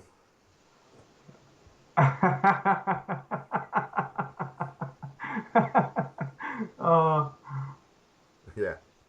Rob has a lovely way with words. Yeah, he does, doesn't he? He's, He's a star. He is a star. Yeah, Lovely guy. straight to the point, Rob is. Straight to the Oh, point. yeah, yeah, exactly. Yeah. So, with the magnet fishing and stuff like that as well, because just go back to that. Yeah. Do you know how we've got like insurances that we're required to have insurances to attend digs and things like that? Do you need any insurances for magnet fishing? And No, no, nothing at all. nah, just No. And the only permission you would need is if you're actually going on someone's private land. right. You know, say there was a river running, you know, like in Scotland. I mean, I've been to Scotland. You live there. A lot of farmers own parts of the river that runs through their land, isn't Yeah. there? Yeah. So something like that, you would need, you know, permission for. Yeah. In that sense, maybe even the canals, some of there. But then it's on a towpath, so towpaths are free, aren't they? Yeah, they're public, aren't they? Yeah. But Well, yeah, I hope they're rivers, public anyway. rivers. If it's in private land, you'd need permission. Yeah.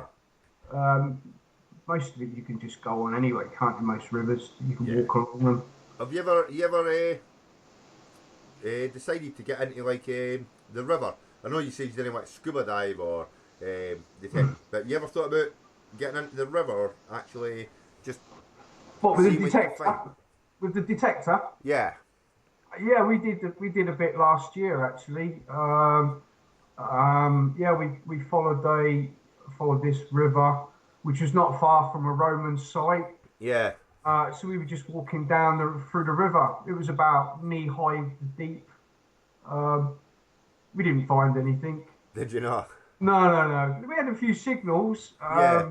but like you said, you kind of every time you dug a hole and the water just goes black or grey, you know, with muck, and you're trying to look through. Do you know what I mean? It's it's just a mess. Yeah. To be honest, it was a lot. I mean, that was a couple of years ago, but it was a lot of fun. I have to admit, it was fun.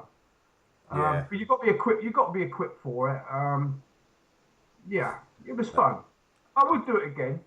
Uh, Not probably deep water, you know. Probably I don't know, just above, you know, no more than waist height. I wouldn't go on and go because it'd be a nightmare because you've then got to go into bloody snorkeling stuff, then, isn't you? yeah. I've seen. Don't get me wrong. I've seen a few. Who was it? Was it actually Sid? Might have been Sid Perry actually. He done river detecting. And I've seen he does scuba diving, doesn't he? Yeah. yeah, but Yeah. he done one under a bridge or something, and he actually pulled up a hammer on the like just in the mud bank. Oh, was it? Oh, I must have missed that one. Yeah, That's surprising, isn't it? yeah. That's what I mean, like, because the hammers are light. They're not what you'd say overly heavy, if you know what I mean. So I would have No. thought they'd have just flowed away. Like I know they get caught in rocks and stuff, but I just thought they would have flew away. Like It's yeah. Well, yeah, to find hammered in a river like that, yeah, amazing find, really, isn't it? That yeah, is absolutely amazing. Yeah, that'd be a dream find, really, wouldn't it? Oh, river detecting and found hammered or something, or even any gold coin, or even you know, oh yeah. god, I mean, See, that'd be I've fantastic. not been fortunate enough yet to find a gold coin. No, same principle. I've been. The thing is too is I've been on fields and next to people when they've found or near them when they've found the gold or you know what I mean. And don't get me wrong, I'm chuffed to bits for them finding it. You know what I mean? Yeah. It's magnificent to see coming up. The one I really want to see though is a like a gold noble or something like that. I just not necessarily find one, just to have a look at one because obviously I see pictures and stuff, but to see them in the flesh, it would be I, interesting. I actually I was on a group dig 18 months ago. It was the summer, and we was in this field, and I just got to the bottom of I got to the bottom of the field, and I turned around to come back up. Yeah, And I got about halfway, and there was a guy to my left. He was probably I don't know, probably 40 feet away, and he just jumps in the air, shouts yes, yeah, you know, like it's like you could hear him above, you could hear him above your headphones, yeah, and he just ran to me. I think probably because I was the closest person, yeah, and he just stuck this gold coin in my hand, and then it's like, but I don't remember what it was, which was really gutting because you know, yeah. But he chucked this coin in my hand, and it was wow, Yeah. amazing, amazing. The only gold hammered coin that I've touched was a French one, Yeah, and that was found on obviously on an organised dig. yeah. And I just remember shouting, but it was so funny when the lad had found it, like, because he was shouting on his mate, and he was just telling him that he had found a sovereign, and his mate went over and had to tell him, "You've not found a sovereign. That's a gold coin. It's in one of my very first videos, or it's just a photo though, so it's just a way back at the start, like, and it's a photo of him with the gold hammer, like, that was nice, Oh, but never found seen a gold noble. it'd be. I think any gold coin would be a. Yeah, any gold coin would be amazing to find. Yeah. Hunt- Uh, Huntress Kimmy is yeah, asking, I just saw that. yeah, if you ever found a hoard with every coin Roman gold worth millions, would you feel that you have reached your target, or would you carry on detecting? I would carry on Now, because, is because that it's for the hobby. day? Is that for the day, or is that for the hobby? I would, if it's for the day, I wouldn't probably be able to detect after it, finding it all. I'd just be too hyped and buzzing, and I wouldn't be able to focus on the tones. If it was for my hobby metal detecting, yeah, I'd carry on. Yeah, It's yeah, it's I what it's would all carry about. on because it's your hobby. Yeah, It does. There's always other achievements to find, isn't there? yeah. You could go out and find a hole tomorrow, but you might not ever find a crotal bell.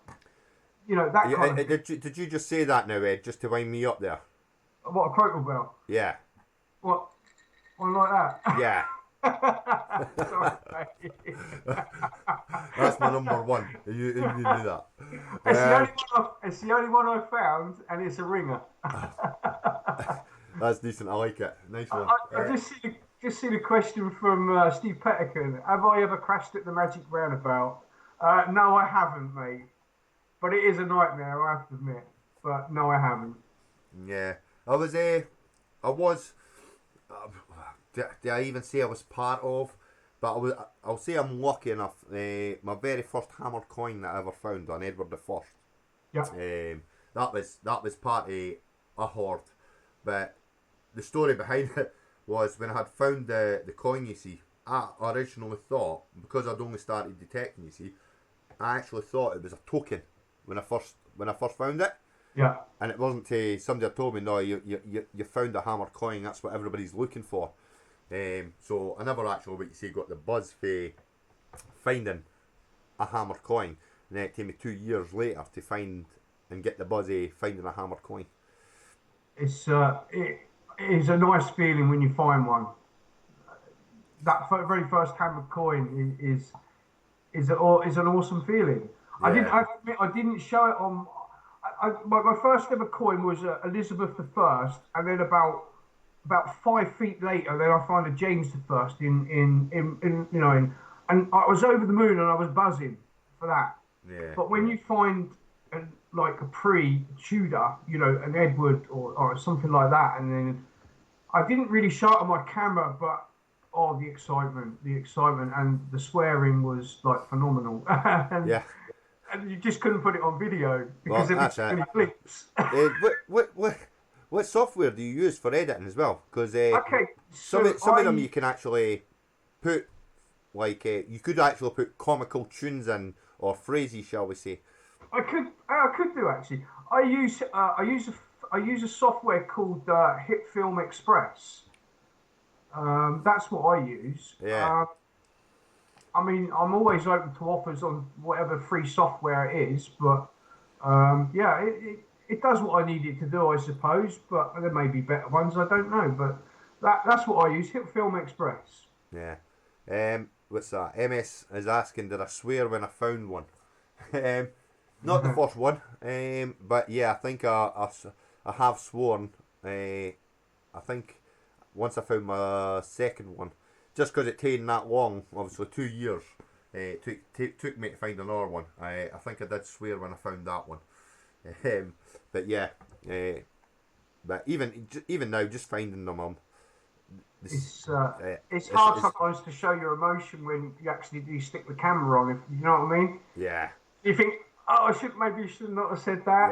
Yeah. And the thing is, you can't delete the video and then start again and say, right. No, because it doesn't look real. No. Then. I mean, I have to admit, mine. I actually did a live dig on mine. That Edward the First that I got, that nice one, and trying to hold your emotion and shouting. And when I stopped to inspect it and clean it, it was like running around like a loony. There's a question from Dirt Diggers on your Henry VIII. On my Henry VIII. Yeah. Have you still got that coin? Oh yes, yeah, I've still got it. Yeah. Yeah. Right. He's asking, is it a penny or a sovereign penny? Is he sitting on his throne with a staff? Oh, that's a good point. Hang on, I've got to. Well, it's a shield one side, and what it is, it's an early Henry VIII. So you would say, most people seem to think it would be a Henry VII, if you know what I mean. It's one of those late Henry VII would be an early Henry VIII. Yeah. So basically, it just looks like his face and the shield on the back. Scott, I'll send a picture to you later on, mate, of it. If that's any help. Got a question from Detecting Essex with Thomas. How long did it take you to find your first hammered? Okay, so my first hammered, which was my Elizabeth or my James, I can't remember, would have been around April last year. April last year. So yeah. Was that about a year? Yeah, so about a year, yeah. About a year. But with hammered coins, I think it depends on the areas where you are. Like I said, my permissions are outside of the main town. The main town is not old. A lot of the smaller villages around the town are older than the actual main town. Yeah. And like I said, my permissions are quite a way away. There's not really any villages around. And the two villages that two of the farms are in, they're that small. The population is less than like 100 people, 50 people. Yeah. There's not many people there. So that's the difficult side of it, if you know what I mean. Like for us, for hammered coins, definitely. Anyway. The same question was asked. For me, it was as I was just discussing. It was 4 weeks, but then 2 years after that, to find I would call my first proper hammer. That's where I got the buzz. So I would say 2 years. I think it depends on where your permissions are. I think a lot of it. You know, if you're near a fairly major town or a major village that that's busy and up but old, I think you'll find more there than you would say maybe for where I am or maybe where you are, Paul. You know, there are history, but maybe not like hammered coin history, if you know what I mean. I mean, I've got a lot of Roman activity around my and Iron Age, so you find a lot of that kind of stuff. But as for hammered coins, they're a bit few and far between. The one I just found, that's only I think the second hammered coin off of that field. Mark found a Saxon and William the First, and I found an Edward the First. But that's it. That's the only two hammered coins that we've found on that. But there are opens on there, and we found a few other more modern, George III's and some Victoria. But that's about it. Another good find of mine, I have to say, is still with the flow. Is my Hod Hill brooch pull. That was probably one of my best finds as well. I forgot about that. It's because it's not here, and I keep forgetting about it. You know, it's not like. So what's the rules with the flow now? When I know obviously your treasure rules are very similar to what they are in Scotland. Obviously there are differences and stuff like that, but we don't have flows. Everything that we do goes to the Treasure Trove, the Museum of Scotland in Edinburgh. Yeah. For your flow, when you give it to a flow, does that mean that it's getting kept, or do they just keep it, record it, and all the rest, then give it back? I missed the question there, but I'll come back to that. Right. So basically, I mean, I've only ever been to my flow once because I've not found anything apart from a coin that been significant. Now, my flow's based in Salisbury, but he comes to there's a museum in Devizes he goes to, I think once a month, and he comes to one in Swindon once a month. But it's finding him when he comes in to do that to go and see him.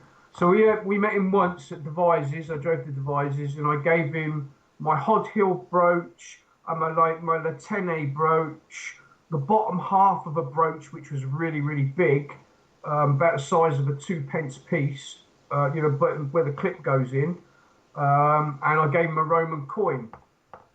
But I still haven't received them back yet, and that was September last year. Excuse me. So did they tell you then that they're getting kept? Do they tell you when you hand them in, you'll get this back, or does it take until? Well, in all fairness, they're not really classed as what I would call treasure. It's not.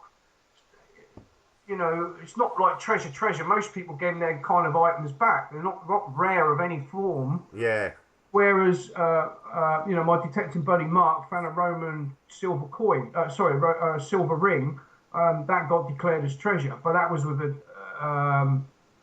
got declared treasure, but they'd have to go to it went to the flow in Wiltshire, but it was to go into, because it was found in Berkshire, West Berkshire, then it was going to go to a museum somewhere that way, maybe Newbury area or whatever. But he got a letter of confirmation on that. All right.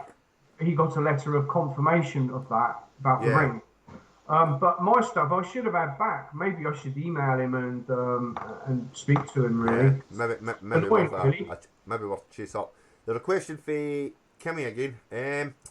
Do you think you have ever brought home the spirits in one of your finds? Say that again? Do you think you have ever brought home the spirits of some of your finds? Ooh. That's a good question, isn't it? Yeah.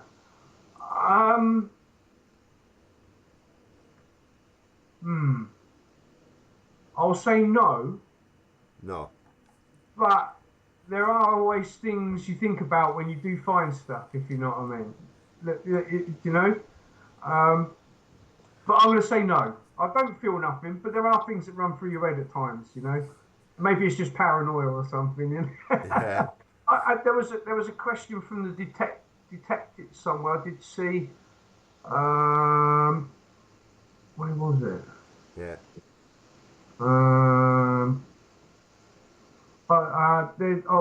Steve Petcombe said he was about going. So catch you later, Steve. All the best, mate, and thanks for joining us both. Yeah, thanks for joining us, Steve. Dan, where's that one from? Can you see? There was something about the beach. I saw something about the beach. Yeah, I can't find it. I did see. Was it something the best find on a beach or something? Was it? Can you see it, Paul? No. So what would you say is your best find from a beach? I haven't got anything from. I've not really found anything nice on the beach, actually. In all fairness, because I've only done a beach twice. I've done the beach about 5 or 6 times. That's it. But I've I've not really ever found anything significant apart from modern day coinage. Yeah, I found modern day. If I can find it. Yeah, that's Bournemouth Beach. Yeah. I've kept it. It's a pendant of some sort. I don't know if you'll be able to see it. You'll be. Yeah. It's like an enamel that's over it, and I've never been able to identify it. But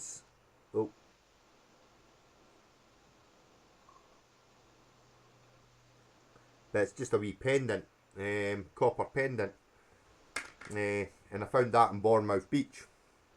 Oh, that's cool. Yeah. I've not had a lot of luck on beach, Paul, in all fairness, mate. And my parents live beside the sea as well. Yeah. So yeah, I've not had a lot of luck with beach, and I've only used my amphibio on the beach once. The rest of the time it's been my Garrett, so hence probably why. But like where my parents live, it was used during the World War II as training purposes. Right. So I have found a lot of bullets on the beach, in all fairness, and obviously your normal trash. But Who knows? You might even find one of your World War relics there. hey, I might do. You never know. Yeah, I know. I know for a fact that a plane went down like in the next village down from where my parents live. So, Yeah. and I've even had confirmation on that as well. So I even read on it. So there is I think it's a Spitfire that went down on the beach. Nice. But yeah, I'd love to find something, some bits off of that maybe. But after probably like 70 years, it's probably never going to happen, is it? Yeah, that's true. But yeah, so what I've just noticed there as well, we've actually been streaming near enough 2 hours. So Oh wow, crikey. yeah, so I think we'll sort of call it there, like. Okay. But it's been a pleasure having you on, Ed. An absolute pleasure. It's been wonderful, Paul. Thank you, and it's been a pleasure. And thank you for inviting me. No I really problem. enjoyed it, mate. Brilliant. And please subscribe to Paul. What a great person. What a great channel. Yeah. Oh, thanks, Ed. And if you want, subscribe to me. It's all free. Oh yeah. If you haven't subscribed to Ed and you want to check out his channel, if you just have a look in the description below, the link for his channel is there as well. But anyway, thanks very much, Ed. It's been a pleasure. Thank you, Paul. Appreciate it, mate. And yeah, it's been brilliant. And thank you guys for joining us, and appreciate the love and support. Excellent. I'll catch you soon, Ed. Okay, mate. Thank you very much. Cheers, guys.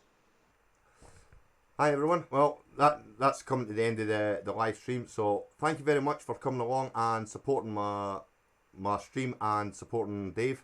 Very much appreciated. If any of you would like to appear on one of the live streams, I'll just put up my email address for you.